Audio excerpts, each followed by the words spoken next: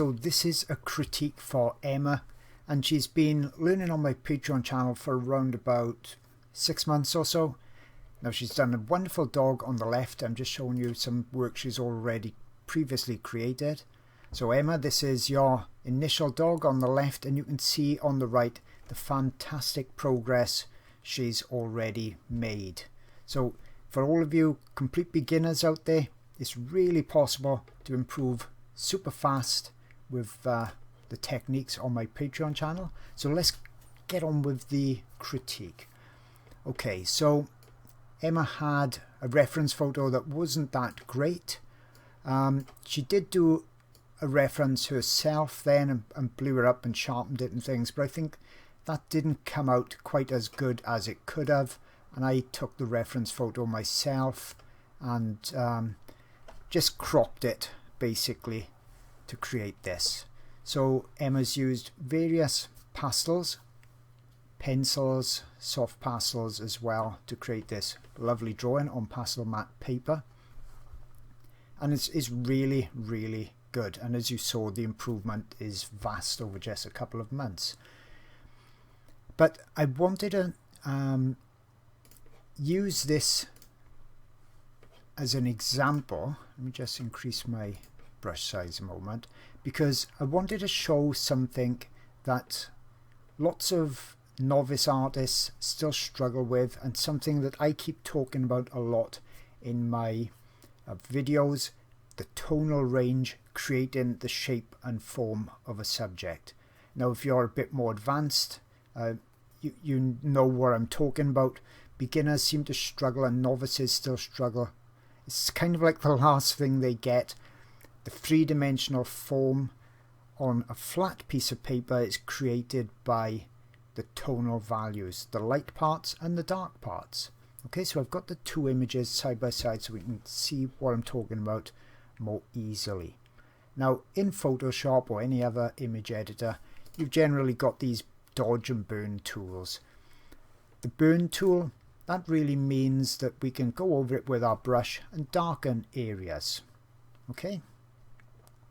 The dodge tool, that means we can go over with our brush and lighten areas. So I'm going to use those two tools, or at least the darken one, the burn tool, just to show the difference that tonal value can make in this artwork. Now as I said, it's already a really lovely drawing.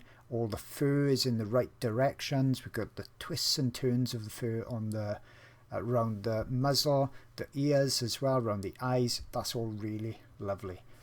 So let me show you the difference this can all make. So I'm just going to duplicate the layer, and let's call this shadows, or let's call it darker. Okay, because it's not generally just shadows. Okay, so you don't need to be doing this yourself. This is just what I'm showing to make my point. So when I'm looking at the differences, I'm saying in my mind now, what's the differences between the drawing and the reference photo? Okay, now I'm seeing on the nose area here, it's darker. Okay, so I'm just using that burn tool to make this a bit darker. In the forehead here, that's darker too. Okay, and then it kind of sweeps out to the sides a bit. Now obviously I'm doing this quite crudely, but it's going to give you the idea at the end of what tonal values and the differences they make. Okay, so I'm just going to put a bit of dark down on the side of the muzzle as well. It should be a bit darker. Okay, let me just concentrate more now on the shadows. So around here on the nose, around the eye, let's make it the effect a bit stronger. Okay, around the eye should be somewhat darker. Around here on the head. Now it's picking up the colors that Emma's used. So it's just not going to be perfect. This is just showing you what tonal values, when they're that touch darker than you've already got, what I'm seeing in the reference photo. Okay, but I'm trying to match those a bit more. I'm just showing what just going slightly darker in some areas would do and the effect that would make. Okay, so over the bridge of the nose, definitely around this eye. It could be darker. Definitely the ears. So I'm just using that tool just to kind of darken and make some areas a bit richer. And I'm not changing lots of things, okay, because Emma, this is your drawing and you create what you want from it. I'm not trying to change the drawing, okay. Now I would get the colours a bit more accurate, but just using a dodge and burn tool like this, all it's really doing is darkening areas or lightening areas. Okay, so if you've got a fairly rich colour, it'll make those a bit richer too. And I'm going a bit under the chin as well. Let me just switch to the mid-tones. Okay, so I'm seeing a bit darker here on the head, around here, down towards the eye a bit. So let's give him more of a three-dimensional look to the head. Okay, now I know it's all coming out a bit rich and a bit orangey. That's because, as I said, this is quite a crude way of doing it, but you'll see the difference. Let me just try it on the highlights and see what happens.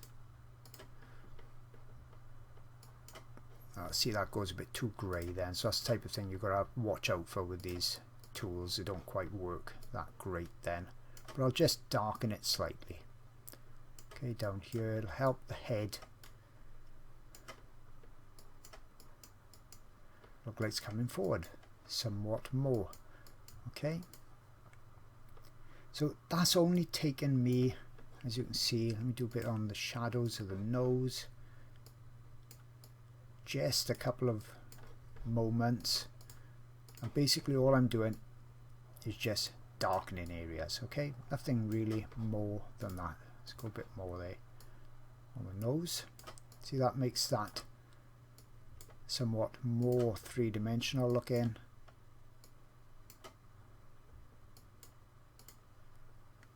And now I'm asking myself, so this is what you should be asking yourself when you're doing the drawing. Have I gone dark enough? Do I need to go a bit darker in areas? Do some areas need to go a little lighter even? Okay, to create the shadows and the highlights. Down there we need to go a bit darker still. Okay, remember this is just crudely done. Emma, you could do it much better with your pencils, but I wanted to show you the idea of how lights and darks really make a massive difference. Okay, so you could say, well, I don't really see a huge difference yet.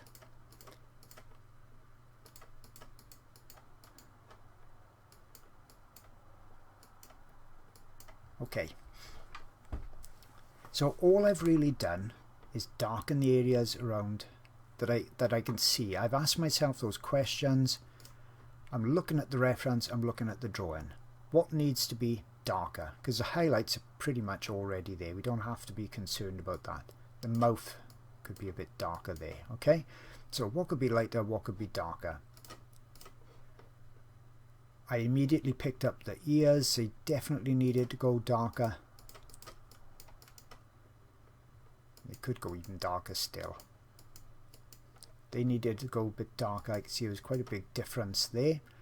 The nose, that bridge of the nose especially, and around the eyes. Okay, those were the main areas that I could see there was a difference. And that's what creates, remember that shape and form, the three-dimensional structure? That's what's describing the muscles and the bones that's underneath our furry animal. Okay, so let's take a look now. If I just knock off the darker areas and put it back to how it was.